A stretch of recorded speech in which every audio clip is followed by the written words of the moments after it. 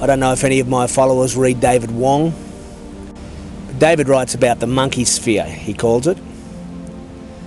One pet monkey, for example, and he called it Trippy.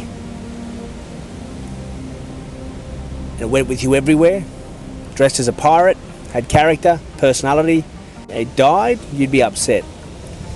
If you had two monkeys called Trippy and Pippy that were both dressed as pirates, both went with you everywhere, one died, you'd be upset, but not as upset if your only monkey died. Now, if you had four monkeys, Trippy, Pippy, Jippy and Dippy, same deal, one died, you'd be upset, but you've got another three. David goes on to explain, well, what if you had 1,000 monkeys? At what point do you stop caring? Or at what point do you stop remembering their names? David asks you to think of yourself in traffic rage or road rage when you're abusing another driver. Take that into your sphere of family and friends, people who know, like and trust you and behave the same way. Ranting and raving and abusing and screaming, you wouldn't do it. So I guess the point of the book is that people are hardwired to have double standards. We have a sphere of people who we see as humans, and we have those outside the sphere. And once you get your head around this concept, you'll start to see it everywhere, in everything you do, in everything somebody does to you. It's like the news stories with the guy who makes children's toys in the basement of his New York apartment to bring joy to Christmas, and the faceless corporations out to enslave humanity as a black evil force. Yet should the guy in the basement ever be able to employ enough humans to produce enough toys to get the same quantity of goods into the shops, that we would stop seeing him as a human? And that's the dilemma we face on social media. People don't like to engage in relationships and conversations with brands. In social media, they like to engage with people. So how does a corporation adopt a social media presence when ultimately it's not who any of us want to talk to? We want to talk to the humans within the organisation. And I put that down to David's monkey sphere. People don't mind stealing your car stereo. People don't mind spamming you with ads on penis enlargement if they don't see you as a person.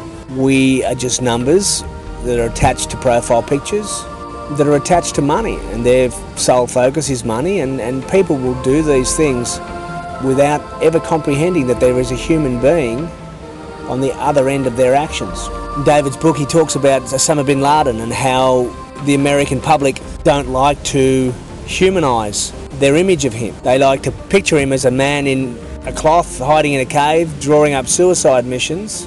And if asked to visualise him as a human being who had a childhood sweetheart, who gets diarrhoea, who has a mother and a father, brother and a sister, it's almost as if you're offending the American public by asking them to humanise Osama bin Laden. By associating thoughts that humanise him brings him closer to our sphere. In so doing, takes the image of him to another dimension. And the key to understanding this is in that we are the same caricature on his t-shirt to him as he is to us. One of my favourite pieces from David is how he describes a 16-year-old kid working in McDonald's, talking about the government screwing him, and then you watch the same kid drop a hamburger patty on the floor and pick it up and put it in a bun and sell it to a customer. Obviously the customer being somebody outside of this kid's sphere. He wouldn't do that to somebody that was in his sphere, or you'd hope not. Now in that one action of dropping the patty on the floor and serving it to a stranger, the kid's armed with all the ammunition he needs to understand the black-hearted politicians and corporate bosses he loves to hate. For both the kid and the politicians or the corporate bosses, getting through the work week and their paycheck at the end of it is all that matters. There's no consideration or focus on the human unhappiness their actions bring about. Now in today's society, the kid would more than likely argue that for $6 an hour, he's not paid enough to care for the customer. The truth of the matter is, a person who doesn't feel empathy for their fellow human beings at $6 an hour isn't going to feel empathy for their human beings at $600 an hour. And if that logic were justifiable, where does that place a Pakistani man earning $6 a week? So I guess the point of this video and the point of David's book is that Charles Darwin deducted that the chimps and monkeys are the evolutionary cousins of human beings. And as sophisticated as human beings are, the truth is we're just as limited in our mental hardware as what monkeys are. And they've done experiments where they've actually cut monkey brains open, and they can tell by the size of a monkey's brain the size of the primate group that monkey is from. Now, the big difference between monkeys and humans, that monkeys are content to stay in small groups that their primate brains are capable of maintaining good relationships with. And they'll spend their whole life in the same group of monkeys. And the group of monkeys they spend their life with is no larger than what their brains can handle. They never go outside this group, which is why they don't war. Humans, however, we require cars, oil, manufactured goods, the internet, social networking, and other tools that take us well outside our monkey sphere. Now, the scientists cutting these monkey brains open determined that humans aren't capable of maintaining more than 150 reciprocal relationships.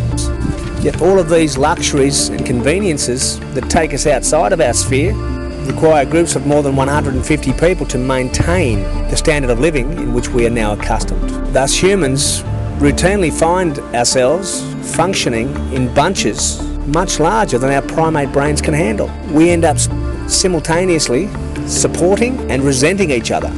You'll know yourselves, we spend a lot of time whinging and bitching about the actions of anonymous people in an assembly line, whilst growing more and more dependent on what that assembly line produces. We live in constant contradiction of ourselves. So what I've done with this logic is I've applied it to Facebook. I've analysed Facebook's data over the last 7 years, and I've graphed communications between people.